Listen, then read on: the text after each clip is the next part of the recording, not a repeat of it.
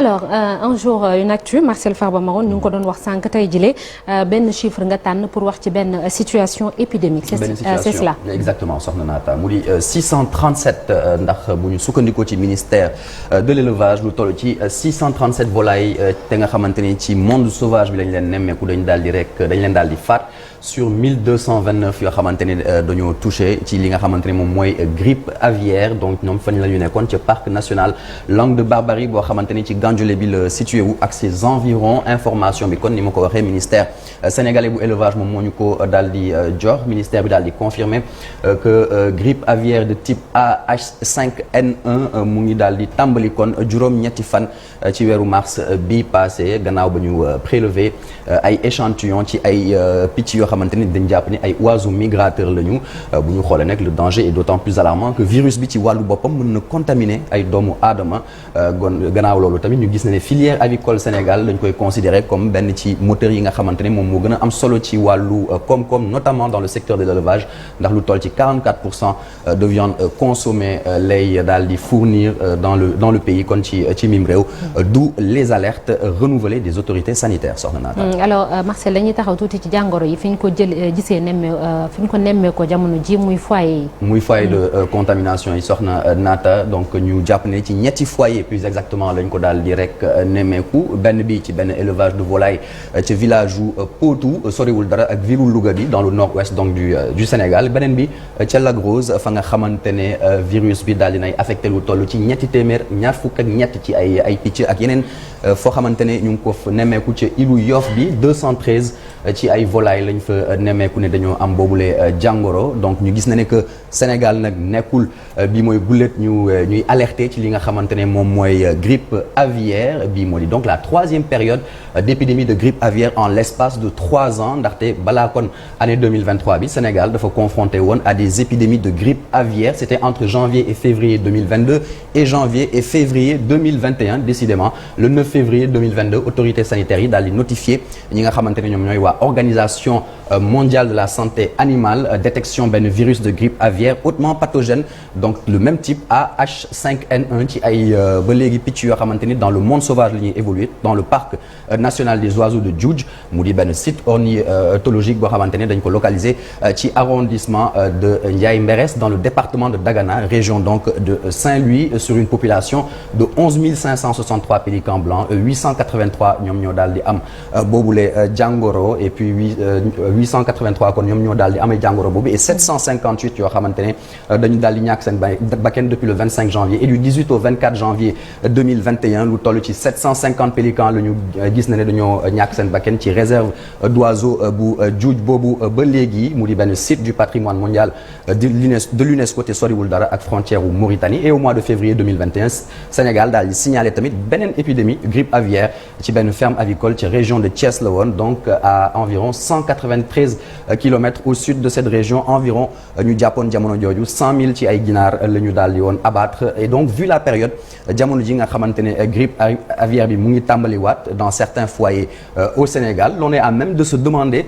ndax début d'année yi en général duñu moom mooy période apparition virus fii ci Sénégal en tout cas ça en a tout l'air soxna Naata. en tout cas Marcel mais teg ci feebar bi nekkul waa Sénégal kese la jaaxal. nekkul waa Sénégal kese la jaaxal gis nañu ne que c'est un phénomène à l'échelle un fléau à l'échelle même mondiale dafa propagé wu rek ci àdduna wërngal këpp au cours de l'année écoulée notamment fin 2022 kon elle a depuis tué lu toll ci ñaari téeméeru millions ci ay picc muy faisant monter donc en flèche li nga xamante ne moom mooy njëgu yenn ci nen yi et suscitant l'inquiétude des gouvernements quant à la transmission humaine kon ñu comme on ne cessera de le rappeler transmission bi mën na jógee kon ci mala jëm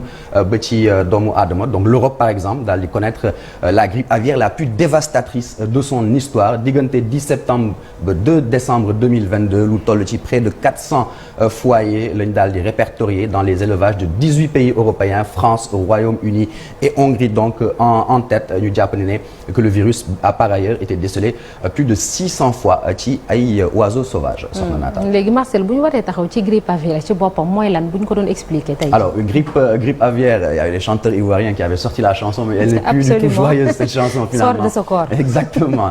donc on parle de grippe AH5N1 waaye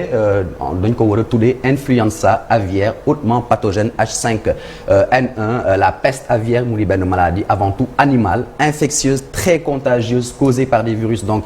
influenza de type A yoo xamante ni mën na infecter ay espèces yu bëri ci ay picc d'oiseaux domestiques et sauvages jamono ji c'est sauvage mais mën nañ jàpp ne mën na dem ba domestique fii ci Sénégal virus influenza aviaire boobu sont classés donc en deux catégories les virus influenza aviaire faiblement pathogènes ak yi nga xamante ne ils sont hautement pathogènes dont les sous-types H5 ou H7 souches virus de la grippe yooyu di toucher particulièrement donc les oiseaux mais peuvent aussi infecter l'homme on ne le répétera jamais assez mu di benn type de grippe boo xamante ne principalement par contact ak ay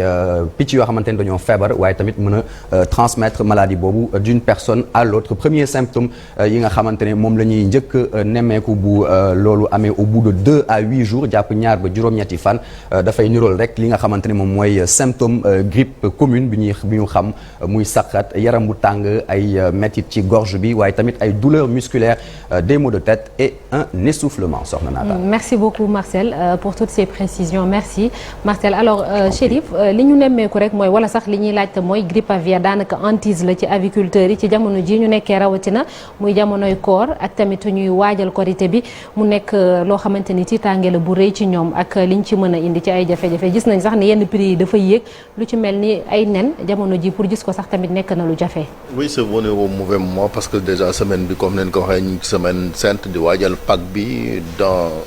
une vingtaine de jours ñu jëm ci korité gi muy période boo xamante ni ñoom aviculteurs yi am na lu ñu yar ci ginaar jàpp ne kon dinañ ko mën a écouler ci produit donc su fekkente ni dafa am grippe aviaire bi daal dugg ci réew mi comme picc yi nga xamante ni moom dañuy tukki rek wax ngeen ko sànq. ca gis nañ la dernière fois même le gouverneur de Saint-Louis ànd ak les équipes yi nga xamante ni ñoom ñooy conservateur parc bi. faat nañ fa ay picc yoo xamante ni jàpp nañ ne jàngoro ji te comme àdduna ni muy tëddee. One Health la ñuy wax. lu laal picc moom mën naa laal doomu aadama surtout ginaar gi nga xamante ni dañ koy jëfandikoo moo tax du rek vétérinaire yi wala waa ministère de l'élevage gis nañ aussi ministère de la santé à travers la direction de la prévention ñi ngi ciy wax ngir xool comment contenir quand même la maladie mu bañ a law ministre bi on l'a entendu hier sur RFM dalal na xel yi ne fi mu toll quand même jàngoro ji circonscrire nañ ko ba jàpp nañ ni kam dootul mën a lawati et que am na ci ay cooj yoo xamante tamit seeni borom ëpp na 1 million jàpp na ni daal fii ak korité fii ak ñi nga xamante soxla nañ ginaar yi ci pag yi daañu ko mën a jëfandikoo ngir jàngat ji daal di fiy jóg parce que ci grippe aviaire boobu sax bu leen fàttalikoo ci la Sénégal daal di jàngate woon ci jamono Abdoulaye Wade atu 2005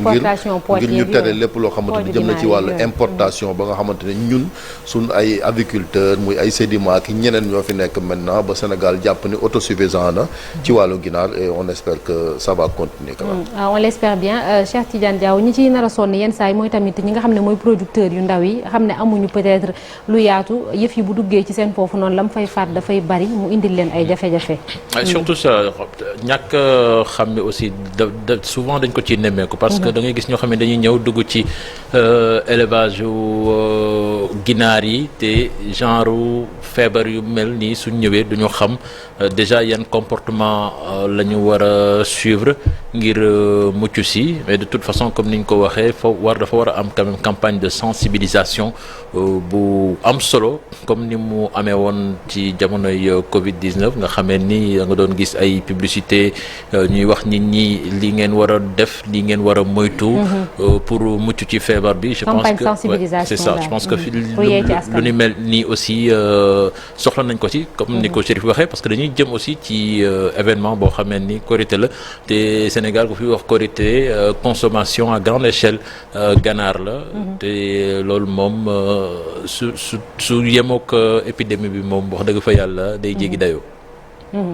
Cheikh Diop dégg nañ ko sànq Marcel wax na ko lu ci mel ni parc Djoudj bi nekk fële ca bët gànnaaru réew mi d'habitude nit ñi dañ fay dem di seeti di xool picc yeeg yooyu noonu ñu jàpp ni jàngoro bi nit mën na koo jël mu nekk kon jamono joo xam ne dañoo war a gën di moytu. war nañ gën a mën a moytu Soxna Naata foog naa ne ñi nga xam ne itam dañu yëngu ci wàllu wi seen xam-xam itam màcc ci ni ko Cheikh waxee lépp lu soxal wàllu sensibilisation war nañ koy mën a amal saa su nekk rawatina bu ñu njortee ne am na ci lenn ci loo xamante ni nag laal na njanaaw yi naaw ba ci sax ñi nga xam ne ñoom ñoo yëngu ci wàllu élevage ak yeneen yu xeetoo saa su nekk nga dégg ndaw bu posté que ça soit ci réseaux sociaux yi ne investir na li mu investir daal di nax saay ndax xam na ne la mu amal amuñu entretien bi na mu ko war a amalee wala bokk bu dara dalee ci ginaar yi nu mu ko war a amalee ñu yëngu ci wàllu wi te seen xam-xam màcc war nañu dimbali ndaw ñi ci boor boobu ndaw ñooy itam di laajte saa su nekk nan lañ war a mën a def naata. merci beaucoup Cheikh muy sensibilisation bi ci grippe aviaire bi gis nañ ko kon lu ci mel ni bët gànnaaru réew mi foofu mu ngi fay sonal ñannaaw yu foofu lee bu baax a baax ak jamono ji ñu nekkee ci koor gi di waajal ay fête lu ci mel ni Pâques wala lu ci mel ni itam